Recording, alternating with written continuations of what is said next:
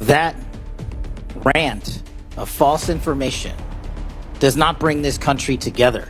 If you want to work on bringing this country, it's my time, not yours. My God. If you want to talk about dividing this country, it is my time. I follow you on your social media posts that tear this country apart. To address your falsehoods. Oh, you can try all you want in this country. to not take responsibility for what you have said. Time. Sir, you're making a mockery of this committee. Sir, you don't tell me my time is over. You the people of New Jersey tell me what my time is. You can't lecture me. You can tell me my time's over. You may be the charge of the FBI, I'm not going anywhere. but I am not afraid of you, Mr. Chairman. Not afraid of you. Mr. Chair. You follow orders, you stay loyal, you take the hits, protect the president, no matter what. But the moment you become inconvenient, you're out. Kash Patel has spent the past 7 months transforming the FBI, not quietly, but aggressively. Decorated veterans fired, critical task forces dismantled, and when questioned by Congress, I don't recall. The acting director he removed, a Medal of Valor recipient, the counterterrorism chief he pushed out, fresh off stopping a potential ISIS attack. These weren't weak links.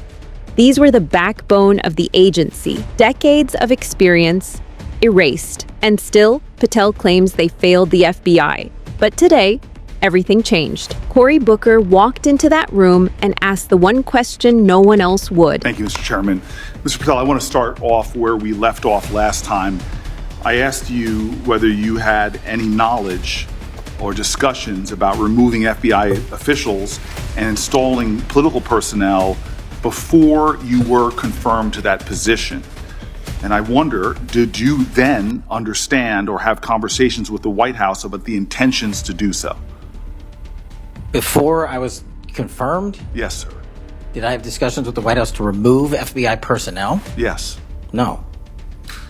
So you're saying that you had no discussions with the White House before you were in the position about the removal of any personnel from the agency? As I was preparing for my confirmation hearing, I had numerous discussions involving the type of people that would be employed, and that those that were failing to meet the mark at the FBI would no longer be employed if I were confirmed. And I'm assuming that mark had to do with loyalty to the Trump administration? No, you're wrong. Okay. I'd like to revisit another subject from that hearing. Did you testify, you did testify before the grand jury that President Trump had declassified the documents at issue in the Mar-a-Lago classified documents case. Is that correct? I don't have the grand jury transcript. That's why I released it. Whatever it says is the best evidence. That's what you said to Senator Whitehouse, that your grand jury testimony was publicly released. It has not been. In fact, in July, a court denied a news outlet's bid to get that transcript. But the court said quite clearly that you are free to discuss your grand jury testimony. So I ask you again, did you testify before the grand jury that President Trump declassified the documents at issue in the Mar-a-Lago classified document case? And that is why I took your invitation to work with the department and the court to have that transcript released. And the transcript is the best evidence of what I said then. So you're saying right now this committee can have access to what you said before the grand jury? To whatever was released. Under my understanding, Senator, that the Department of Justice... You and I both understand the law. Let me finish. I understand under Rule 6 of the Federal Rules of Procedure, a grand jury witness, in this case you, is not barred from sharing their grand jury testimony. This is an oversight hearing. This is germane to your integrity and credibility. You know right now whether or not you testified that President Trump declassified the documents at issue in the Mar-a-Lago classified documents case. Why are you refusing to answer that simple yes or no question right now? Because the premise of your question is inaccurate. And there is no premise to my question, but trying to get to an order of what is truth or not. How do you How do you know what was asked in the grand jury if you weren't there? Mr. Patel, this is a mockery you're making of this hearing and simple questions. It's a simple question. If you have Mr. a Patel, transcript, during you can your read nomination, the question, but you don't have it. You promised that, quote, all FBI employees will be protected against political retribution. When I asked you, are you aware of any plans or discussions to punish in any way, including termination, FBI agents or personnel associated with the Trump administration, You explicitly said under oath that you were not aware of any plans to punish FBI agents associated with criminal investigations of Donald Trump. I don't believe you were truthful. Firing FBI employees based solely on the cases that they are investigating, their case assignments, is illegal, and you know that. A new lawsuit that's been discussed numerous times, filed by 3 FBI officials, alleges that you carried out Donald Trump's campaign of retribution, in quotes, against FBI employees for, quote, failure to demonstrate sufficient political loyalty. One of those plaintiffs has been discussed today, Brian Driscoll. Now, we know 20 years of distinguished service to the FBI before you terminated him. Special agent in charge of FBI's Newark field office, where he operated with distinction. Medal of Valor winner, Shield of Bravery awards. He's a patriot. You terminated Driscoll via a letter dated October 8th, 2025. And in that letter, you said that you were firing him pursuant to Article 2 of the Constitution. Well, you're not the President of the United States. And so I'm wondering under what authority you were allowed to terminate him. That matter is under litigation, and I'm not able to discuss it. Okay, well, discuss this. Did you have discussions with Stephen Miller about firing this particular person or about his continuance in the FBI? Not that I recall. How often do you speak to Stephen Miller? Frequently on our Homeland Security task forces. You frequently talk with Stephen Miller about subjects other than Homeland Security task force issues, correct? I frequently talk to Mr. Miller about Homeland Security task forces. Has Stephen Miller ever given you his opinions on how to run your agency? Mr. Miller's interagency operations are invaluable to the FBI. That's what we talk about. So you frequently discuss your job and your responsibilities with Stephen Miller and Pam Bondi, I imagine, as well. Absolutely. She's the Attorney General. Understood. Okay. Donald Trump promised to make us all safer.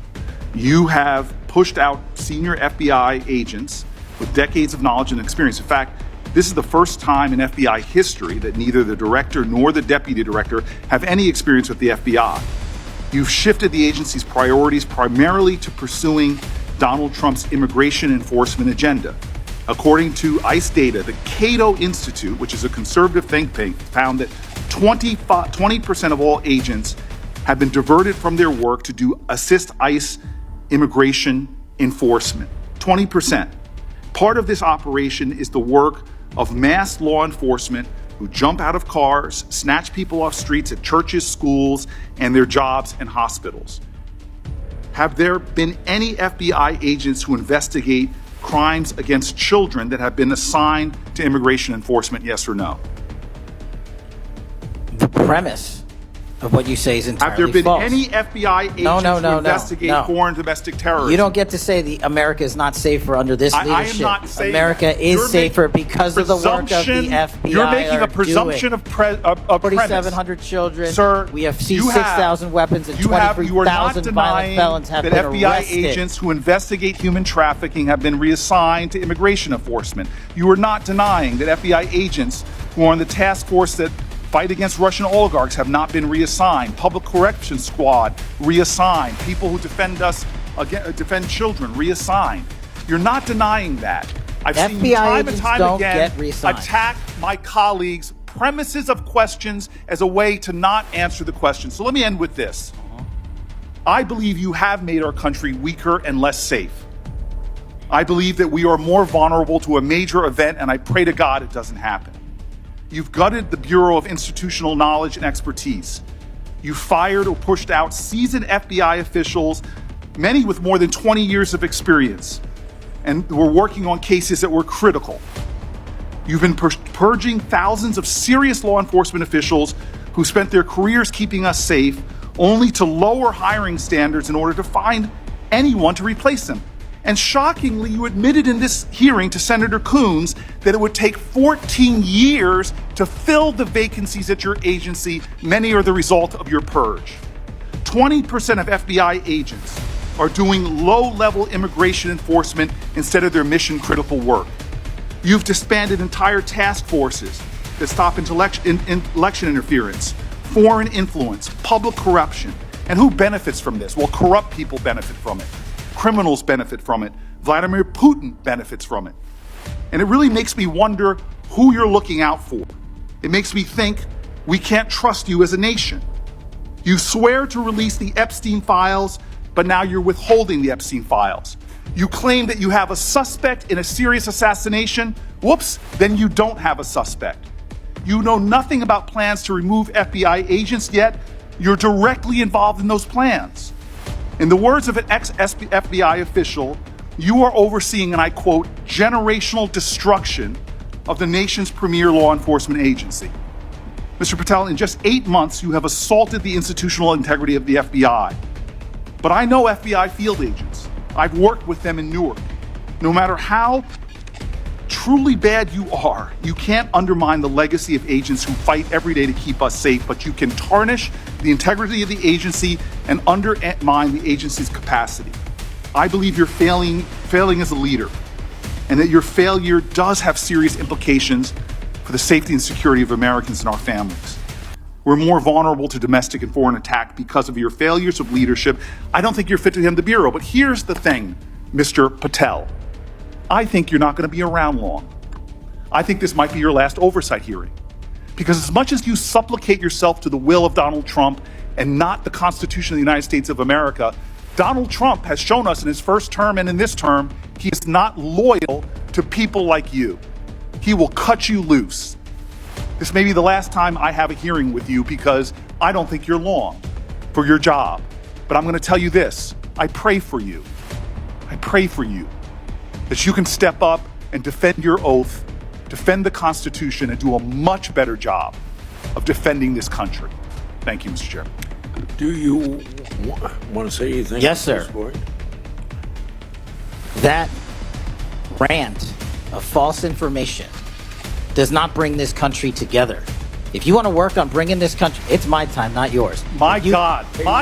If you want to talk about dividing this country, it is my I follow time. you on your social media posts that It is tear my this country time apart. to There address should be a your unifying- falsehoods. Oh, You are an you can try embarrassment all to the you division want in this country. to not Senator, take it is responsibility my time. for what You you had have your said. time. Sir, you're Your making a time is mockery of this over. committee. Sir, you don't tell me my time is over. You The know how people far of New we've Jersey come tell me since what my you time tell- is. Senator- You can't lecture me. You can tell me Sir, my time's you have- over? You may be the charge of the I'm not FBI, going anywhere. but I am not afraid of you. sir. Mr. Chairman, Not afraid of you. Mr. Chairman, point of order. Senator Booker, I announced at the beginning of this meeting that this back and forth, talking over each other, doesn't work. And I said if that happened, I asked Patel not to respond, and I was going to give him some time after the senator's time was up to respond. And he has the privilege to do that uninterrupted. Mr. So Chairman, one point of go order. ahead, Mr. I've Patel. watched him talk over us, and you've never once criticized him for us not even being able to get our questions out. Well, He has been rude and disrespectful to senator after senator. And when the senators were not giving him a chance to answer, I didn't stop the senator either. Go ahead, Senator. Thank you, Mr. Chairman. If the FBI, under my 7-month leadership, were failing this administration in this country, why do we have 23,000 violent felons arrested this year alone? A double increase from that time last year. Why is it that we have seized 6,000 weapons? Why have we found 1,500 child predators and arrested them? Why have we 300 human traffickers in jail? Why have we found and identified 4,700 children? Why have we seized 1,600 kilograms of fentanyl in enough to kill a third of the American public, a 25% increase alone from last year. 88,000 kilograms of cocaine seized, 7,000 kilograms of meth seized, and that's just on our criminal operations in summer heat. How is it possible that we are taking 8 kilograms off the streets of the cities in New Jersey and preventing the deaths of 607,000 people this year alone, a failure of the FBI and my leadership? How is it that we have counterintelligence arrests already this year exceeding the numbers from the entirety of last year? 33% increase in PRC, 83% in Russia, 60% in the CI space as it relates to Iran, and we haven't even talked about CT, the southern border of the northern. There is one moment in that exchange that deserves to sit with you. Booker is not the first senator to criticize Patel's leadership. Democrats have been doing it all day. What Booker did differently was to turn it into a statement about loyalty, specifically about whose loyalty is actually being tested here. Patel has reorganized the FBI around a single operating principle: demonstrate results that serve this administration or you don't work there anymore. the agents who were fired, the task forces that were disbanded, the officials who were pushed out. The thread connecting most of them is that they had worked on investigations that made the president uncomfortable. Booker's point was not just that this is wrong. His point was that it is also a losing strategy for Patel personally. Donald Trump does not protect the people who protect him. The history of this administration is a long list of people who did what was asked of them and then found themselves on the outside when they became inconvenient. Patel has fired decorated veterans, dismantled institutional knowledge, and absorbed every criticism that comes with those decisions, not for the Constitution, but for a president who has shown repeatedly that loyalty runs in one direction. He will cut you loose. That is not a political attack. That is a prediction based on pattern. Patel called it a rant of false information. Then he told Booker his time was over. Booker reminded him that senators decide when their own time is over. The chairman had to step in. What came after was a list of arrest statistics: 23,000 violent criminals, 6,000 weapons, 4,700 children found. The numbers are real. They are also a deflection. Booker was not asking about arrests. He was asking about the institutional damage that will outlast any single year's statistics. About the 14 years Patel himself said it would take to fill the vacancies. About the task forces that no longer exist. The arrests happen because of the men and women in the field. The damage happens at the top. Those two things can both be true at the same time.